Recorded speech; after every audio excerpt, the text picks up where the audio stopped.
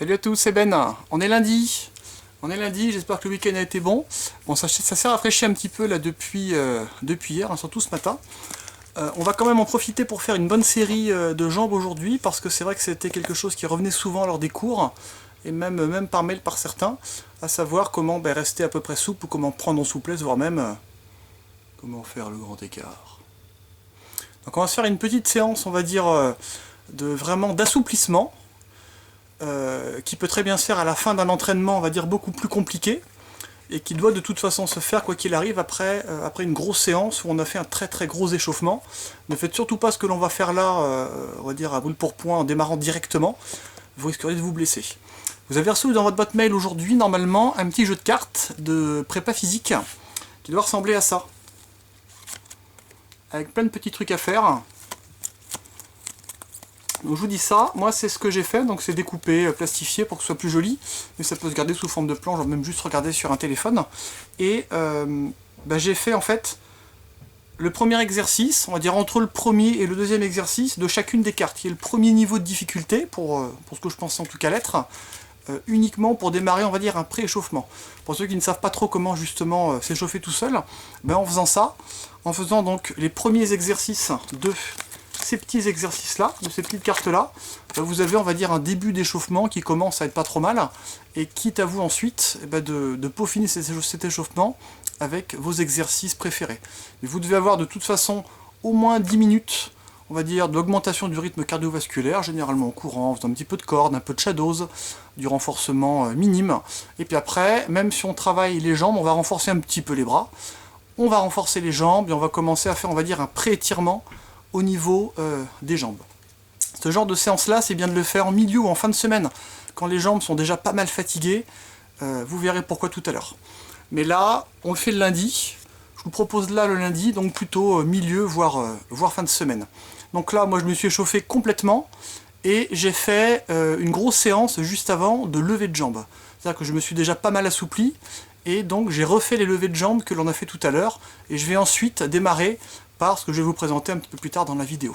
Donc je me suis échauffé entièrement, je ne vais pas vous le refaire entièrement, mais tout ce qui était articulaire, comme on a vu sur la deuxième vidéo du groupe Facebook, même si en tout cas les jambes, on ne va travailler quasiment que ça aujourd'hui, je me suis quand même pas mal étiré, donc les bras, tout ce qui était bas du corps évidemment, et lorsque j'avais fait tout ça, j'ai redémarré sur les petites séances, on va dire, de préparation, où je vais réétirer les principaux groupes musculaires, avec des mouvements lents.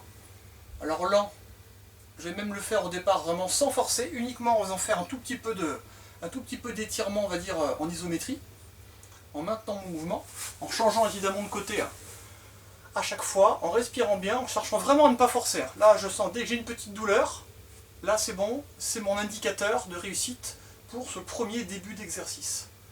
Donc lorsque j'ai fait les deux côtés sur mes positions, on peut passer en fente avant, tranquillement, pareil, sans faire d'à-coups, juste pour que les muscles commencent à ressentir bien, on va dire, cette première phase d'assouplissement un tout petit peu plus dur que ce que l'on a fait. Les hanches vont être mises pas mal à contribution, donc n'hésitez pas, lorsque vous faites ça, pareil, ne pas oublier surtout de bien échauffer. Hanches, bassin, tout ce qui va avec, pour vraiment chercher voilà, à ne pas vous faire mal voilà, au niveau de la jointure du fémur. Donc pareil, beaucoup de mouvements de ce type, parce qu'on va vraiment chercher à forcer au niveau articulaire pour augmenter justement ce qu'on appelle l'amplitude articulaire, c'est-à-dire améliorer donc la souplesse.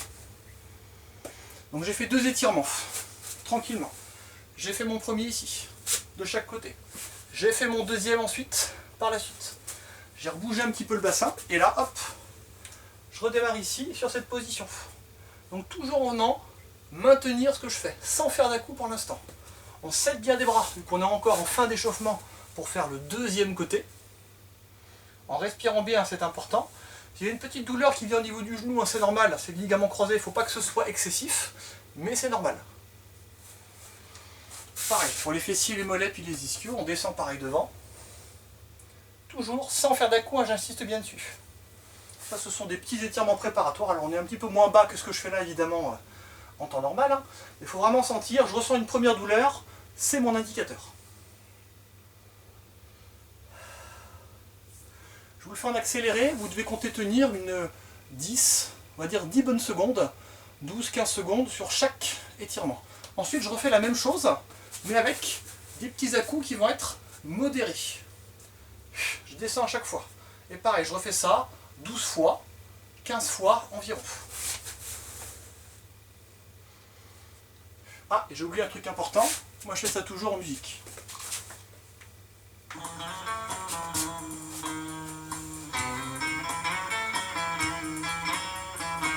Donc si vous me trouvez qui est l'auteur de cette piste, vous gagnerez un bon point.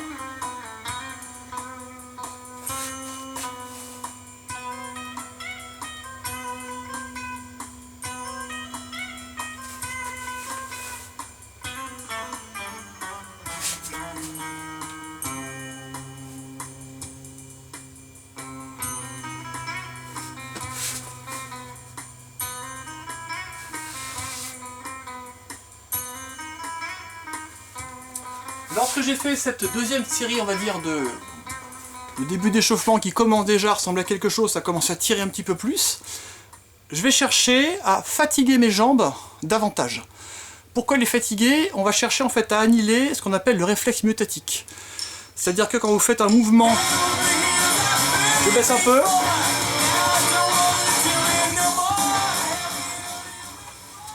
voilà, c'est plus simple de trouver qui c'est du coup. Bon.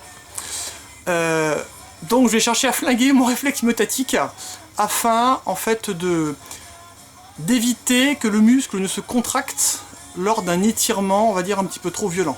Quand vous étirez votre muscle violemment, ben vous avez tout simplement des protections qui se mettent au niveau du muscle qui en fait font que le muscle se recontracte. Les fibres musculaires se contractent et du coup on ne peut pas étirer complètement. C'est une protection naturelle du corps qui est très bien foutue d'ailleurs. Mais nous on veut aller au-delà de ça.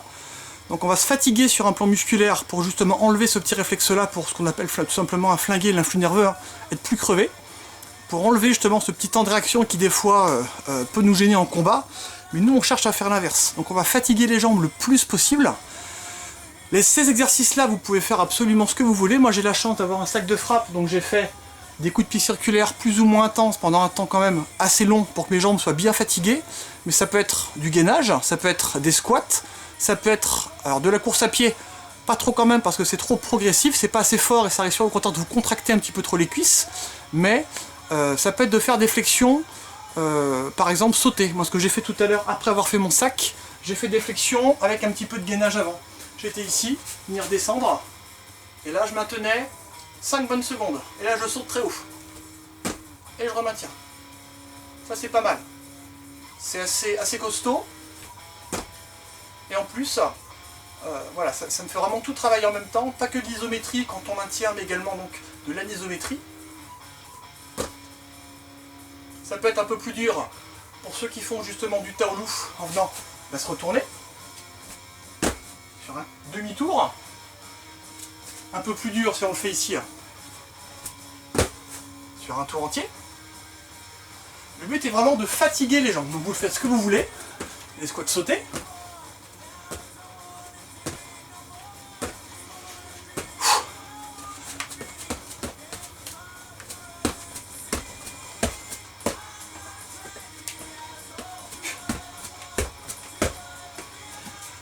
Et là, je vais démarrer une deuxième série d'étirements du même type, mais avec beaucoup plus d'intensité. Mais je reprends les mêmes.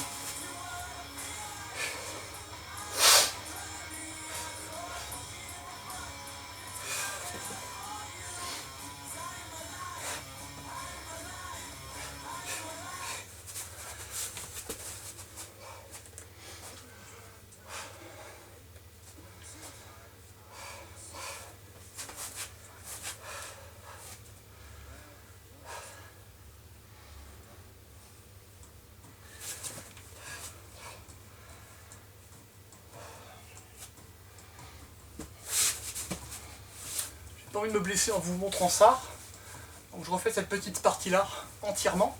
Ça peut être en faisant un écart indirectement selon la souplesse de chacun, mais il faut vraiment que ça, là il faut que ça tire, il faut qu'on sente que on est suffisamment préparé, qu'on ne peut pas se blesser si on a tout bien fait.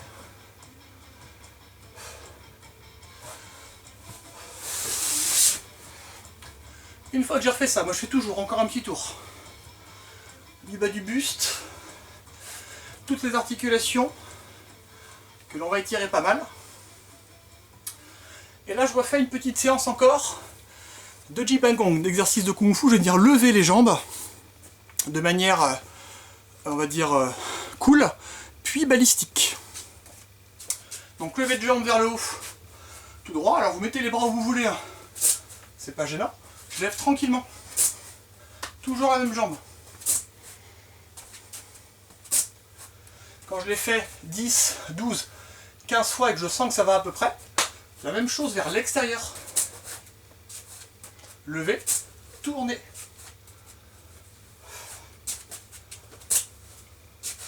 Vers l'intérieur.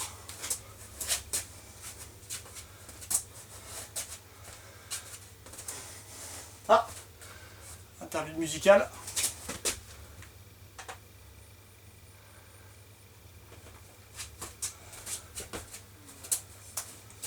Sur le côté. Vraiment tranquillement. Et j'essaie de monter un petit peu quand même. Tout à l'heure, en début d'échauffement, je levais vraiment tranquille. Juste pour faire un petit rappel musculaire de ce qui va se passer. Là, je cherche vraiment à ce que ça tire un petit peu plus. Sans aller à fond. Mais je le fais voilà, une bonne quinzaine de fois pour être sûr de ne pas me blesser. Et vraiment me préparer physiquement.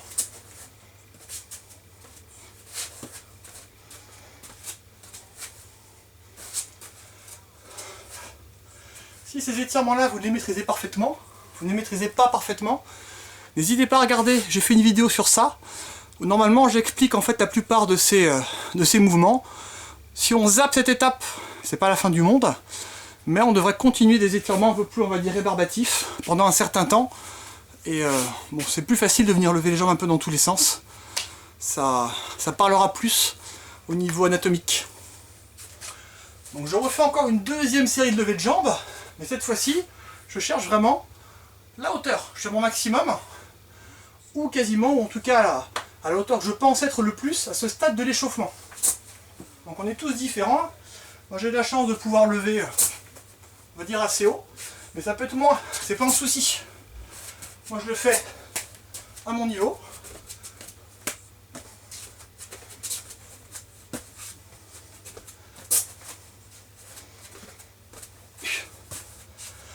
Donc là j'ai répété ça une quinzaine de fois à peu près, sur chaque coup de pied, c'est important, faut pas que la vidéo dure 1h30, je le fais de manière un peu raccourcie, mais cet exercice là, voilà, une 10, 12, 15 fois sur chaque coup de pied. Ça vous fait 3, 4 coups de pied de chaque côté, ça fait 8 coups de pied, ça fait 800, un peu plus de 800 répétitions en principe. Enfin, je lève, paume devant, côté, intérieur, costal. 15 fois de chaque côté, pareil de l'autre. Quand j'ai fait ça en principe, les jambes commencent à tirer un petit peu. Donc là, on va répéter des étirements un peu plus extrêmes pendant un temps, on va dire assez court, juste pour faire un premier test, pour voir si on est assez proche de pouvoir réussir, on va dire, la suite de l'entraînement. Donc là, moi ce qui m'intéresse, c'est de chercher à étirer principalement les adducteurs et les ischio-jambiers et les fessiers. Donc là, je vais démarrer sur mes écarts maximaux en tenant une quinzaine de secondes à peu près. Donc chacun avec sa souplesse, mais là, sans faire d'à-coups pour l'instant.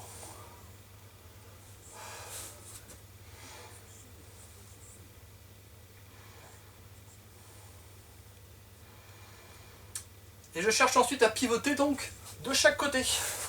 Alors on se rapproche du sol le plus possible, on peut venir poser le genou par terre, c'est pas un souci, mais vraiment qu'on sente que ça tire au niveau de la cuisse.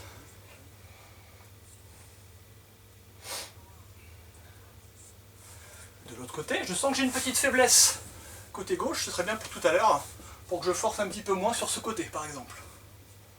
Donc là j'essaie de maintenir. L'étirement est assez intense, ça se voit pas ce que j'ai l'habitude, mais ça tire.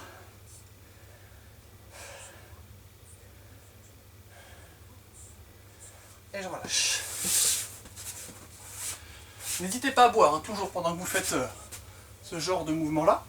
Et là, on va travailler, on va dire, une partie très spécifique à ces mouvements d'assouplissement. Quelqu'un qui est souple naturellement, tout ce que je vais faire, tout ce que j'ai fait là, normalement, il n'y a rien d'hyper dur. Quand on commence les arts martiaux chinois ou la boxe quand on est jeune, on acquiert une bonne souplesse. Si on commence à un âge un petit peu plus avancé, après 20-25 ans, ou si on n'a pas forcément de patrimoine génétique propre, on va dire, à la souplesse, parce que c'est aussi malheureusement génétique, il va falloir qu'on fasse l'exercice que l'on va faire là, beaucoup plus de fois que quelqu'un qui aurait des prédispositions pour pouvoir s'assouplir plus facilement. Là, on va chercher, d'une manière assez, on va dire, assez concrète, de fatiguer le groupe musculaire afin de mieux l'étirer. Hein, je vais fatiguer, je vais vraiment essayer d'enlever toute l'énergie de mon muscle pour que lorsqu'il se contracte au moment de mon réflexe myotatique, il n'y ait plus trop d'énergie. L'influx nerveux sera fatigué, il n'y aura pas eu suffisamment, on va dire, de temps pour pouvoir récupérer, et je devrais pouvoir normalement étirer un petit peu plus chaque groupe musculaire. Pour ça, on peut le faire avec une chaise, c'est l'idéal. Une chaise, une possible assez costaud quand même, avec plusieurs degrés, comme vous allez voir. Moi j'en ai pris une là. Une chaise de jardin en plastique, assez résistante, et ce qui est bien sur ce genre de chaise, c'est que j'ai plusieurs niveaux. Un niveau bas, un niveau moyen, un niveau. Selon la souplesse de chacun, vous allez choisir le niveau avec lequel vous allez démarrer. Moi qui suis assez grand et assez souple, je vais prendre ce niveau-là. Pour les plus jeunes, on peut démarrer sur un niveau plus bas, ça pose pas de problème. Là je vais démarrer pour étirer justement un peu plus les ischio-jambiers de ma jambe droite. Je pose mon talon sur une partie là. Et là je vais chercher à refaire le même type d'étirement que j'ai fait tout à l'heure. Je descends et je fais un petit peu plus à coup. 1, 3, 4, 5, 6, 7, 8, 9 et 10. Là j'ai tiré pas mal.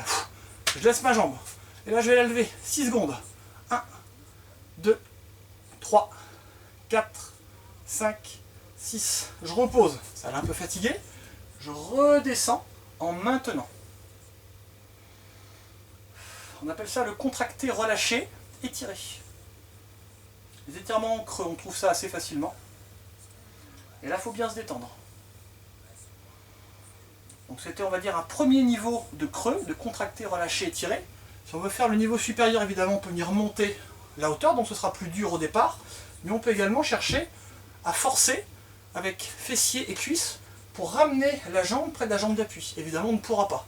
C'est-à-dire que là, tout à l'heure, je levais.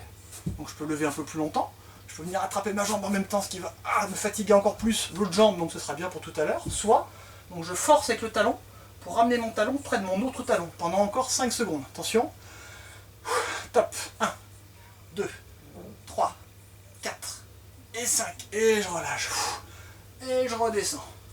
Et on peut alterner en descendant, en rappuyant. 1, 2, 3, 4, 5, 6, 7, 8, 9, et 10. Ceux pour qui ça va, si on veut accentuer un petit peu l'étirement, on peut venir ensuite, quand on a fait ça, garder la jambe qu'on a attrapée là, fléchir, prendre le talon et venir lever. Et puis là, on commence à ressentir un petit peu, à voir ce que ça donne. Si on se sent à l'aise ou pas pour venir le faire, même si c'est pas très haut. Si on n'est pas à l'aise, c'est normal. On ne doit pas sentir de douleur énorme au niveau de son... au niveau musculaire en tout cas. Donc je redémarre sur le même type d'exercice. Donc je rappelle, je descends au départ, je me refais bien au mouvement. Je fais des à-coups, parce que normalement on est bien chaud.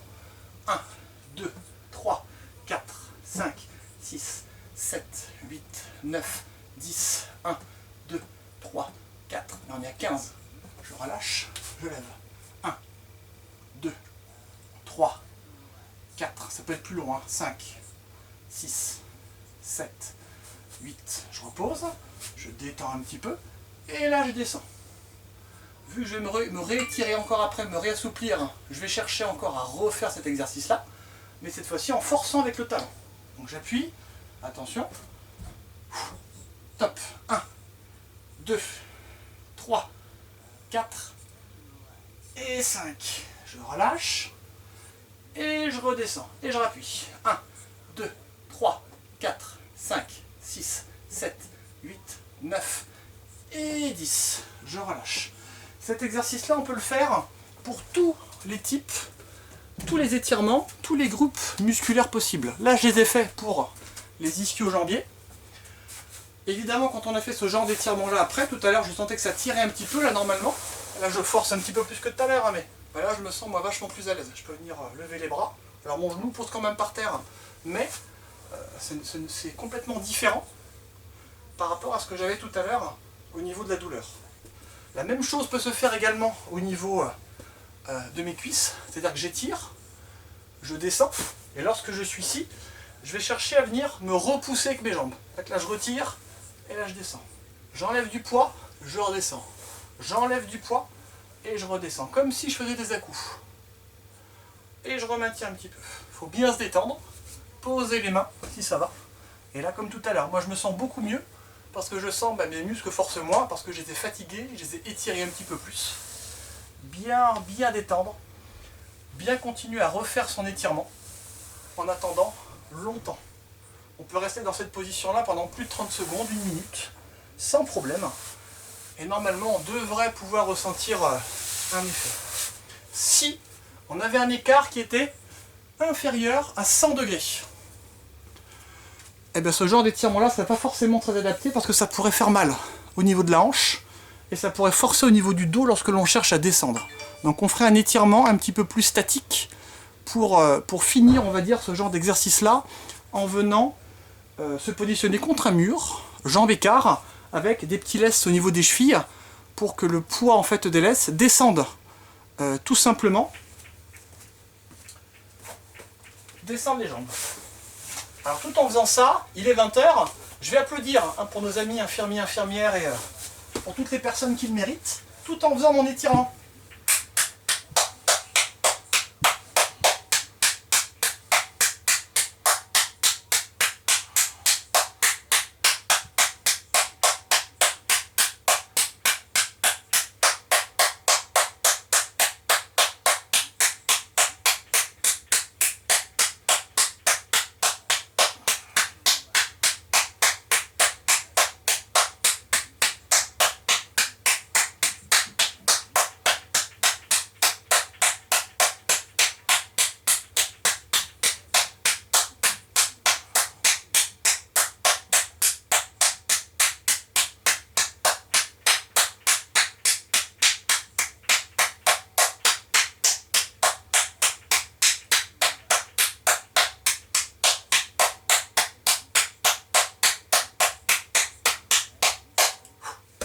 Voilà, donc j'ai bien des petits pois, pas des légumes, hein, mais des laisses au niveau de mes jambes. Ça peut être un petit bout de ficelle avec une bouteille d'eau, n'importe quoi, mais pas de choses supérieures à 1 kg. Déjà 1 kg c'est pas mal, 500 grammes, 1 kg selon votre gabarit c'est pas mal. Et normalement les jambes devraient descendre petit à petit. Alors sur une surface lisse de préférence et en chaussettes, hein, pour ne pas que vous soyez freiné par le mur, ou alors à l'inverse, vous prenez une surface un petit peu rêche comme ça et vous descendez vous, manuellement, vos jambes. Donc voilà ce que j'ai pu vous proposer donc pour cette petite séance. N'hésitez pas à la refaire chez vous 2 fois par semaine, voire un petit peu plus. Il n'y a pas de souci principal là-dessus. Mais pensez bien, surtout c'est important à bien vous échauffer. Cette séance, c'est quelque chose de très intense. Et on doit vraiment avoir un bon échauffement, avoir fait beaucoup d'exercices sur les jambes avant d'attaquer ce que l'on fait, sous risque de se blesser. J'espère que ça vous a plu. N'hésitez pas à liker la chaîne si ce n'est pas encore fait. Et à suivre, à continuer les vidéos et vous entraîner. Allez, bisous!